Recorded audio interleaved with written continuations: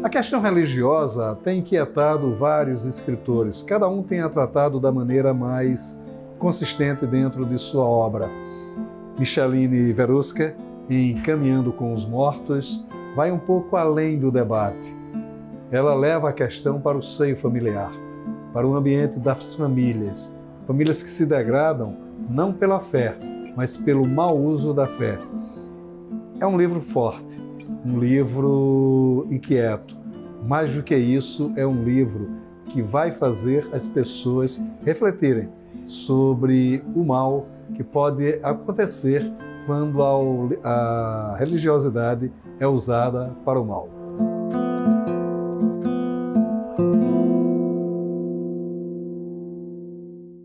Micheline, Caminhando com os Mortos é um título desafiador, né?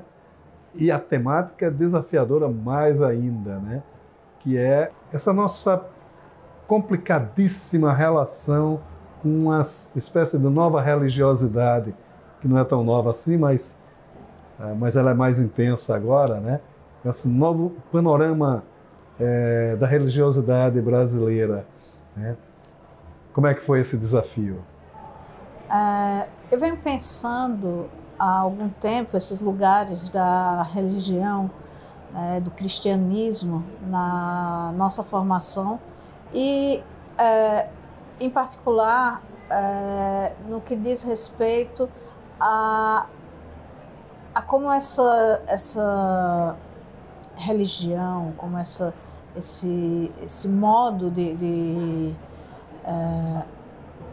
diálogo com o divino estrutura algumas violências, né?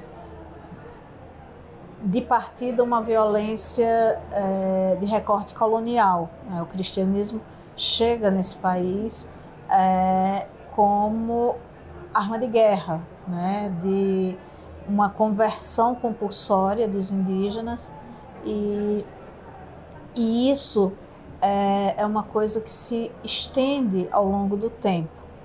Veja bem, eu não estou falando da fé do indivíduo, eu não estou falando da sua relação pessoal com o sagrado. Eu estou falando da instituição ou das instituições que chegam nesse país como parte de uma máquina de dominação. Então, para mim, fazer essa diferenciação foi muito importante, tanto no Caminhando com os Mortos, como anteriormente no Nossa Teresa, Vida e Morte de uma Santa Suicida, que é o meu primeiro romance. O tecido da fé do povo é um tecido muito caro, muito delicado, muito importante, né? Esse tecido nos forma, mas a instituição, seja ela católica, seja ela protestante, evangélica, neo-evangélica, ela tem uma responsabilidade com uma violência de fundo, que é uma violência permanente em todos esses anos, tanto coloniais quanto pós-coloniais. É interessantíssimo o seu livro, porque ele começa estruturado numa família, né, que a gente parte do pressuposto de que essa família vai protagonizar todo o livro, né? Mas essa família, ela é na verdade, um instrumento, né, para o debate mais profundo que o livro acaba trazendo, né? Também, como é que foi usar essas sutilezas? É um exercício de sutileza muito grande na narrativa do livro, né? Eu acho que pegar essa família, né, que é a família de Lourença e Ismênio, é um exercício de pensar como essas práticas violentas ligadas à religião, como elas são capazes de destruir e esgarçar, né, os laços mais profundos que as pessoas têm né? Os laços de afeto, os laços de consanguineidade, né? Como em nome da religião, em nome da fé, pessoas são excluídas, pessoas são abusadas, pessoas são colocadas à margem.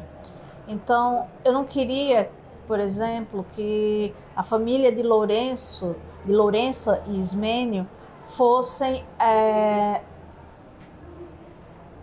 a família dos violentos, por exemplo, né?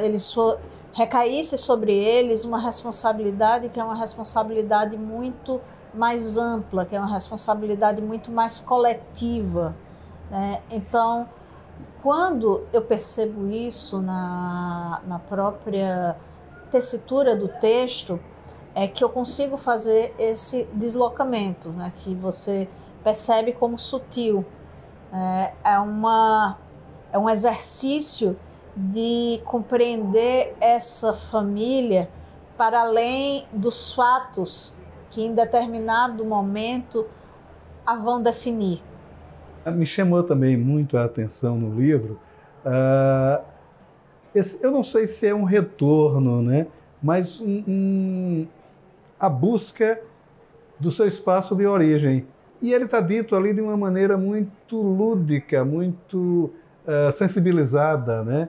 Quer dizer, como é que foi o retorno da ficcionista ao local de origem, ao ambiente de origem? Na verdade, esse é um ambiente ficcional, esse é um ambiente que não existe, né? Quando eu crio Alta Vista do Redondo, o Tapuio, outras localidades e uma certa paisagem que pode ser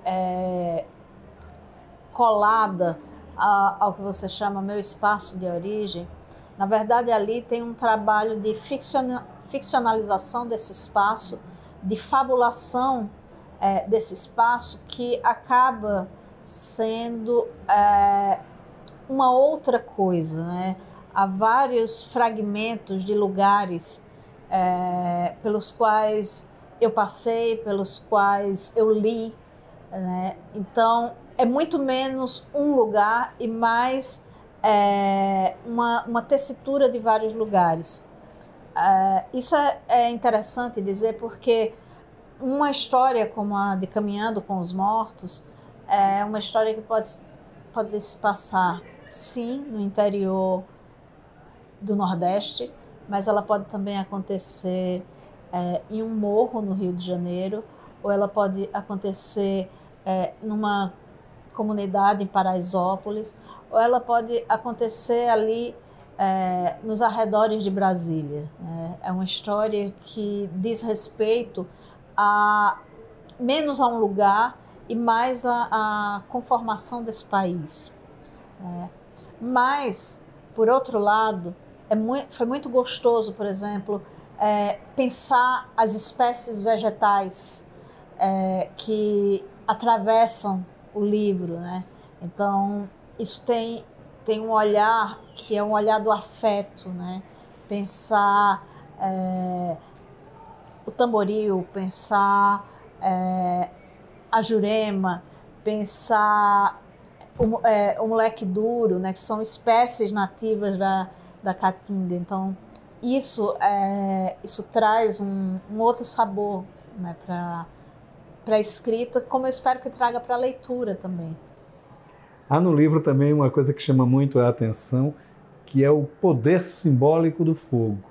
Há um simbolismo muito, né, grande, muito, muito profundo, né, na reparação pelo fogo, né? Só o fogo é capaz de reparar toda aquela loucura que os pais enxergam na filha, né? Como é esse simbolismo também? E também depois, né, na comunidade, né? A comunidade, quando se vê diante daqueles fatos terríveis, é o fogo que ela recorre. E nisso vem esse simbolismo, que é um simbolismo de recorte sagrado também, né? Serás batizado pela água e pelo fogo, fogo do espírito, né? Tem todo um imaginário, né, incendiário, vamos dizer assim, ligado ao sagrado. Né? Então, é esse poder que é fascinante, que é que tem um lugar ali de controle, né? Não é à toa que Prometeu rouba o fogo dos deuses, mas que também pode fugir do controle muito rápido. Né? Então, quando o fogo é colocado, né, como esse elemento de exorcismo, de catarse, de purificação, ele vai entrar como elemento e quase como um personagem nesse lugar, né? Nesse lugar que conversa com todas essas tradições. Uma vez a Raquel de Queiroz me disse uma coisa curiosíssima, né? Que a gente falando sobre Maria Moura, né? E ela dizia assim: eu queria uma mulher mais danada do que as mulheres que eu escrevi, porque minhas mulheres são danadas. As suas mulheres são danadas também, né? São. Elas são desobedientes, elas são, em certa medida, terríveis. Né? E eu acho que é um lugar, né, que a mulher precisa também conquistar, né? Não que várias já não tenham conquistado. A gente tem aí Pagu, por exemplo, né? Grande mulher danada e impressionante desse país, como tantas outras. Mas é preciso também criar um imaginário dessa mulher que não é a mulher bela, recatada e do lar, né? Que é essa mulher desobediente, essa mulher insurgente. Na minha visão, é a grande protagonista do livro, que é a Perita, né? Como ela vai se transformando, até de uma maneira muito suave, né? Muito, e a gente vai descobrindo ela, né? Quer dizer, como é que ela chega a esse trabalho tão terrível, né?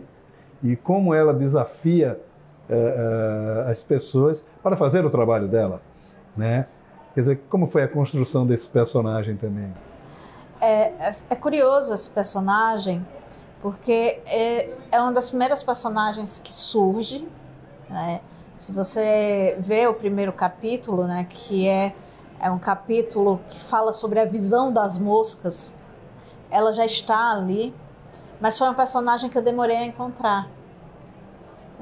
Ou talvez não exatamente a encontrar, foi um personagem que eu demorei a entender qual era o lugar dela nessa escrita. E quando eu percebi que o lugar dela é esse, de uma narradora talvez vacilante, de uma narradora talvez semi-oculta, o livro caminhou. E é interessante porque, pelo próprio exercício profissional dela, a gente pensa numa pessoa muito dura, né? Muito determinante, né? E tal.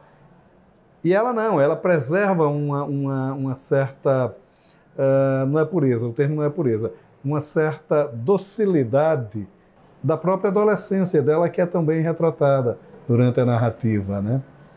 Eu acho que a Perita é uma poeta que não deu certo, sabe? Que por determinações familiares, sociais, de convenção, ela acaba tendo que, e mesmo pela própria tragédia que atravessa em algum momento a vida dela, ela precisa ter um olhar mais objetivo, um olhar mais seco, né, e se vê envolvida em coisas as quais, de fato, ela não queria. Então, isso que você chama de docilidade, eu vou chamar de uma outra coisa, vou chamar de alguém que, sendo levado por um caminho que não escolheu, acaba encontrando estratégias para continuar contra a corrente. Eu acho que é por aí. Ela que queria ser jornalista também, Sim. né? Quer dizer, e tem uma relação muito profunda com a palavra, né? Quer dizer, ela não é uma narradora por acaso, ela chega ao romance como um elemento necessário à narrativa do romance, né? Quer dizer, ela acaba tomando uma dimensão, dentro da estratégia do próprio romance, muito profunda. Sim. Eu ia dar um spoiler, mas não vou dar. É porque o nome dela, né, o próprio nome dela, tem a ver com esse lugar, né, que ela... Como o nome dela só é revelado praticamente no final, então eu não vou dizer o nome aqui para o possível leitor, mas tem a ver com esse lugar que ela ocupa, né? Mas é um romance inquietante, né? Agora, é interessante, uma coisa que eu percebo muito na sua literatura, eu acompanho desde o Teresa, há sempre um diálogo entre seus livros, né? Não é o diálogo do feminismo, o diálogo disso, mas eu acho que sempre há um diálogo quase que sociológico do país, né? Você tem uma visão muito profunda, mesmo sobre a estruturação da formação do país, né? Você trabalha sempre muito isso profundamente nos seus livros, né? É um projeto meu projeto literário. Pode ser que em algum momento eu mude de projeto literário, mas o meu projeto literário em narrativa tem sido esse, de pensar o país, de pensar esses lugares, né, que formam, né, a nossa ética, a nossa estética, né, que são os lugares da violência, sim, mas são mais do que isso. São os lugares da fé popular, são os lugares das relações de afeto, como essas coisas se constroem, como elas se entrelaçam. E você já está pensando... escritor nunca para de escrever, né? Isso é um vício desgraçado, para usar um termo bem de Graciliano Ramos. Como é que está o seu trabalho como escritora? Eu acabei de relançar, né, o Geografia Íntima do Deserto, que é o meu primeiro livro de poesia, mas dessa vez numa antologia que